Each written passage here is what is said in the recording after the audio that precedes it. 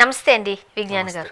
ప్రస్తుతం సోషల్ మీడియాలో ఒక విగ్గు పెళ్లి కొడుకు చాలా ఒక రకంగా చెప్పాలంటే హాట్ టాపిక్ అయి కూర్చున్నారు. ఈ రాజకీయాల గురించో లేకపోతే కరెంట్ అప్డేట్స్ గురించో ఎంత డిస్కస్ చేస్తున్నామో ఆ విగ్గు పెళ్లి కొడుకు 2-3 రోజులైనా అందరి చూపు అటువైపే వెళుతుంది.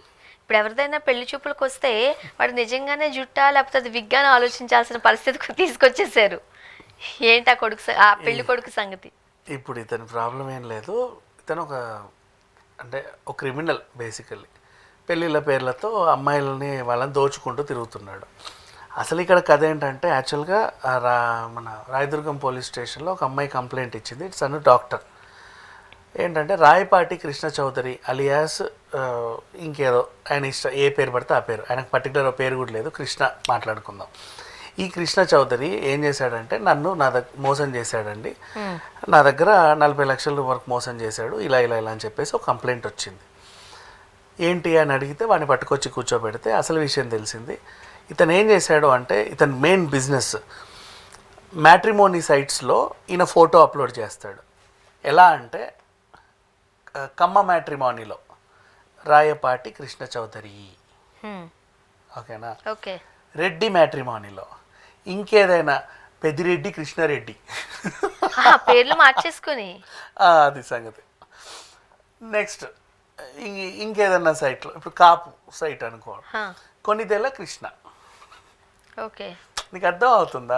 సినిమాలో పేర్లు చెప్తా. ఇప్పుడు అక్కినేని కృష్ణ, దగ్గుపాటి కృష్ణ, కొన్నిదేళ్ళ కృష్ణ, దాసరి కృష్ణ, ఇట్లా డిఫరెంట్ పేర్లు పెట్టుకొని డిఫరెంట్ ఏ కులం మ్యాట్రిమోనీలో ఆ కులంలో మొహాలు వేస్తున్నాడు. మరి దొరికిపోతాయిగా ఒకే మొహం ఉంటాయి. అదే కదా. ఓ దాంట్లో విగ్ ఇట్లు ఉంటుంది, ఇంకో దాంట్లో జుట్టు ఉంటుంది, ఇంకో దాంట్లో మీసాలు ఇట్లుంటాయి, అవన్నీ పెట్టుడువే. ఇంకో దాంట్లో ఐబ్రోస్ ఇలా ఉండి గడ్డ ఉంటుంది, ఇంకో దాంట్లో ఫ్రెంచ్ గడ్డ ఉంటుంది, ఓ దాంట్లో గుడ్డు విత్ ఫ్రెంచ్ గడ్డం, ఓ దాంట్లోనేమో స్పైక్స్. నీకు అర్థమైందా? హెయిర్ స్టైల్స్ మార్చుతున్నారు. డిఫరెంట్ విగ్స్ పెట్టుకొని డిఫరెంట్ ఫొటోస్ పెట్టి పెట్టడం. ఇప్పుడు వీటి టార్గెట్ ఏంటంటే సింగిల్ పేరెంట్ విత్ సింగిల్ డాటర్కి ఏజ్ అయిపోతూ ఉండాలి, ఇంకా పెళ్ళి అవ్వకూడదు, అండ్ వాళ్ళకి డబ్బులు ఉండాలి. అదేం లెక్క? అంతే లెక్క. ఇప్పుడు 100 మంది అప్రోచ్ అయ్యారు. 100 మందిలో తల్లి లేని కూతురండి నేను గారాబంగా పెంచాను, లేదు తండ్రి లేని పిల్లని నేను గారాబంగా పెంచాను, అలాంటి మదర్ ఉండాలి, డబ్బులు దడ్డిగా ఉండాలి, అంటే గ్రాండ్గా పెళ్లి చేసే బాగా డబ్బులు ఉండాలి. అమ్మాయి డాక్టరో లేకపోతే ఈ సివిల్ కోర్సులో చదివే వాళ్ళు పాపం చదివి 30, 32, 35 వచ్చినా పెళ్లి కాకుండా కొంతమంది ఉంటారు, డబ్బులు ఉండి కూడా లేట్గా మ్యారేజ్ చేసుకునేవాళ్ళు. అలాంటి వాళ్ళు ఇక పెళ్లి కాదేమో అనే వయసు దాటుద్దామని భయపడి తొందర చేసేస్తారు కదా, అట్లాంటి వాళ్ళు టార్గెట్. అండ్ అడగడానికి ఎవరు ఉండకూడదు, ఆసరా అన్నదమ్ముళ్ళు, అక్క చెల్లెళ్ళు, పిన్నులు, బాబాయిలు, single mother or single father, కూతురు, వెల్ ఎడ్యుకేటెడ్ అని ఉన్నా లేకుండా పర్లేదు, డబ్బులు ఉంటే చాలు, పుష్కలంగా ఉండాలి. డబ్బులు ఉంటాయి కూడా కాదు, ఇంకా ఇన్ని ఉండాలి. అలా 100 మందిలో ఏరుతా టిక్కులు పెట్టుకుంటాడు అలాంటి వాళ్ళని. వీళ్ళందరికీ అప్రోచ్ అయితే పెళ్లి చూపులు ఇట్లా కూర్చుంటాడు. అబ్బాయి నచ్చాడు, అమ్మాయి నచ్చిందా, పర్లేదని నచ్చింది, మళ్ళీ డిమాండ్స్ వీడికి. అంటే ఏం లేదండి మీరు ఎందుకు ఇంత లేట్గా చేసుకున్నారంటే అదే స్టాక్ మార్కెట్లో దిగానండి, బాగా లాభాలు, అసలు ఎంత లాభాలు అంటే అంత లాభాలు, అటు తిరిగితే ఇటు తిరిగితే లాభం, నేను ఎందులో షేర్లు పెడతానో తెల్లారిసరికి కోట్లు వచ్చేస్తున్నాయి, ఏదో వస్తున్నాయి కదా అని చెప్పేసి చూస్తా సంపాదించేసరికి ఇదిగో పొట్టొచ్చింది, ఏజ్ వచ్చింది, డబ్బులు వచ్చేసాయి, ఎక్కడెక్కడ ఏం ప్రాపర్టీలు ఉన్నాయి కూడా నాకు సరిగ్గా తెలియదు, లెక్క పెట్టుకోవడానికి టైం లేదు, ఇలా ఉన్నాను. ఇప్పుడు ఇంకా పెళ్లి చేసుకోరా ఇక మీదట ఇంకా నీకు పెళ్ళి అవ్వదు అని చాలామంది భయపెడితే ఏదో మ్యాట్రిమోనీలో అలా వేసానండి అంటాడు. ఓకే, అంటే డైరెక్ట్గా ఇతను వెళ్ళి మాట్లాడుకుంటున్నాడా లేకపోతే అమ్మా నాన్నలు కూడా మార్చేస్తున్నారా? పెళ్లి చూపులు అంటే అవి కూడా ఉంటాయి, అవి అవుతాయి. ప్లస్ మన ఇతని తరఫున ఒక పంతులు వచ్చి దగ్గరలో ఉన్న ఒక ముహూర్తం పెట్టేస్తాడు. జూనియర్ ఆర్టిస్టులు పెట్టేస్తాడు. జూనియర్ ఆర్టిస్టులో ఇంకెవరో ఒక దగ్గరలో పక్కన ఫ్రెండ్స్ ఎవరినో ఒకరు వాడుకుంటున్నారు, ఒక ముహూర్తం ఖరారయ్యిద్ది. ఇప్పుడు దోపిడీ ఎలా చేశాడు, ఈ దోపిడీ ఎలా సాగిందంటే పెళ్ళి అమ్మాయి వాళ్ళే కదా చేయాలి, ఎలా ప్లాన్ చేస్తున్నారు అని అడుగుతాడు. ఫోటోగ్రఫీ మాట్లాడాము, ఒక ఆయన ఉన్నాడు, లేదు మన వాళ్ళు ఉన్నారండి, 15 లక్షలు అయితే మనకు 10 లక్షలకే అవుద్ది, అబ్బా అల్లుడు ఎంత మంచోడు అన్ని దగ్గరుండి చూసుకుంటుండు, అంటే మనకి ఎవరు లేరుగా చూసుకోవడానికి, అమ్మాయి ఫ్రెండ్స్ ఎవరెవరో చూడాలి, అవసరం అల్లుడికి అన్నీ తెలుసు, పర్లేదు చెప్తానండి అంటే ఫోటోగ్రాఫర్ని పిలుస్తాడు, చెక్ అడ్వాన్స్ అక్కడ 10 లక్షలు దొబ్బేస్తాడు, వాడికి ఎంతో కొంత 100-200 ఇచ్చి పోరా థ్యాంక్స్. నౌ ఈవెంట్ ఎలా ప్లాన్ చేశారు, డెకరేటర్ని చూస్తున్నాము అంటే అక్కర్లేదు ఫంక్షన్ హాల్, డెకరేటర్, క్యాటర్ ఇవన్నీ నేను చూస్తాను. మనకు తెలిసిన వాళ్ళు ఉన్నారు. మొన్నే నా ఫ్రెండ్ పెళ్ళైంది, నేనే దగ్గరుండి చేశా. వాళ్ళందరి కాంటాక్ట్లని పిలుస్తా రేపు. అందరికి అడ్వాన్స్లు పిచ్చేస్తాడు. ఆ డబ్బులు వీడే 10 లక్షలు.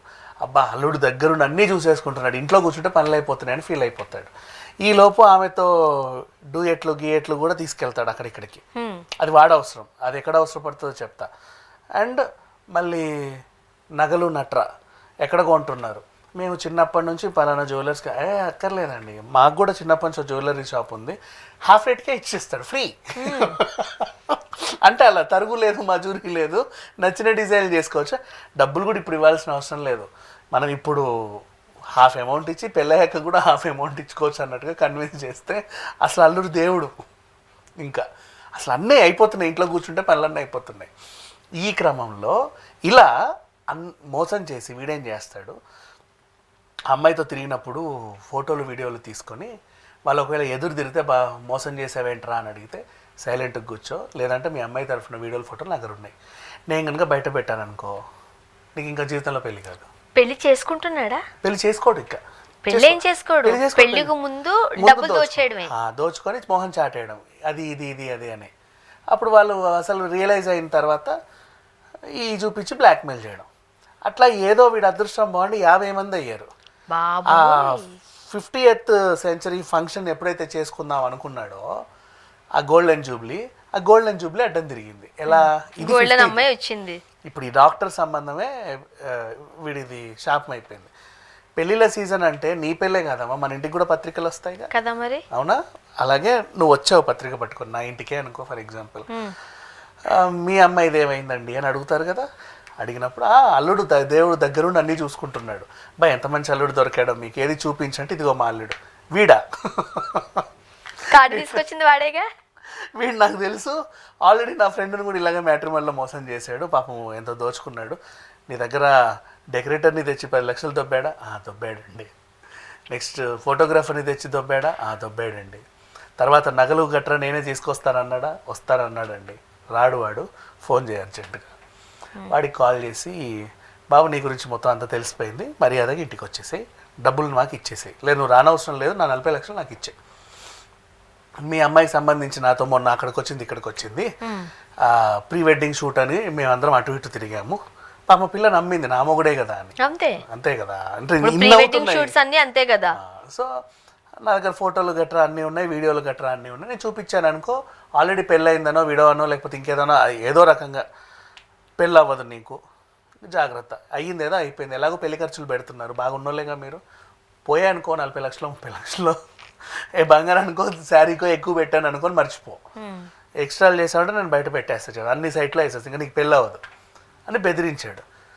ఈ డాక్టర్ కొంచెం కరాకండిది కాబట్టి మంచి స్ట్రాంగ్ కాబట్టి పానన్న పోలీస్ స్టేషన్లో కంప్లైంట్ ఇద్దా, వాడేంటో నేనేంటో చూస్తా అని చెప్పి 2 అడుగులు ముందు దిగి కంప్లైంట్ ఇచ్చింది. అప్పుడు దొరికిపోయాడు. దొరికిన తర్వాత ఇప్పుడు అసలు నిజాలు ఏంటంటే 50 మందిని పైగా వీడు మోసం చేశాడు. ఇంకెంతమందిని చేశాడో మనకు తెలియదు. వీడు ఒప్పుకుంది 50 మంది ఒప్పుకున్నారు, ఒప్పేసుకున్నాడు. కాదు ఇంతకీ నిజంగా అయితే అతనికి హెయిర్ ఉందా, అది కూడా విగ్గేనా? అది తెలియదు, డౌట్.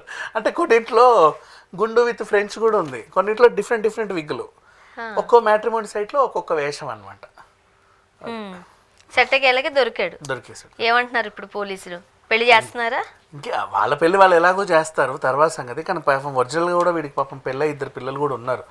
మరి ఎప్పుడు వచ్చిందో ఈ ఆలోచన, ఎలా వచ్చిందో ఈ ఆలోచన, ఇదే పని అనుకుంటా, ఇదే పని, జాబ్ ఏం లేదు. ఒక్కొక్కరిని మోసం చేయడం, 40 లక్షలు 30 లక్షలు దండుకోవడం, కొన్నాళ్ళు బ్రతికడం, మళ్ళీ నెక్స్ట్. కాకపోతే ఎవరిని అయితే పెళ్లి చేసుకోవట్లేదు, పెళ్లికి ముందే మోసం చేసి, పెళ్లికి ముందే ఇంకో రకంగా కూడా మోసం చేసి వీడియోలు ఫోటోలు తీసుకుంటున్నాడు. నమ్ముతున్నారు కదా. ఇంత ఇన్ని జరుగుతున్నాయి, హల్దీ ఫంక్షన్ జరుగుతుంది, మేదీ జరుగుతుంది, ఫోటో షూట్ జరుగుతుంది, నా మొగుడే. ఇప్పుడు ప్రీ వెడ్డింగ్ షూట్స్ అన్నీ అంతే కదా. ఇప్పుడు కుదిర్చిన పెళ్లిళ్ళే, దానికి ఇలా పట్టుకుని అలా పట్టుకుని కదా ఫోటోలు తీసుకుని అంత వీడియోలు తీసుకుంటున్నాం పెళ్లిళ్ళలో వేసుకోవడానికి. కూడా రమ్మన్నా కూడా పిక్నిక్లకి గట్రా షికార్లకి గట్రా కూడా పోతున్నారు. అవునవును. సో ఇంక వాళ్ళు ఏం అనలేం పాపం, వాళ్ళు తెలియక వాళ్ళు కూడా ఇరుక్కుంటున్నారు. Thank you so much.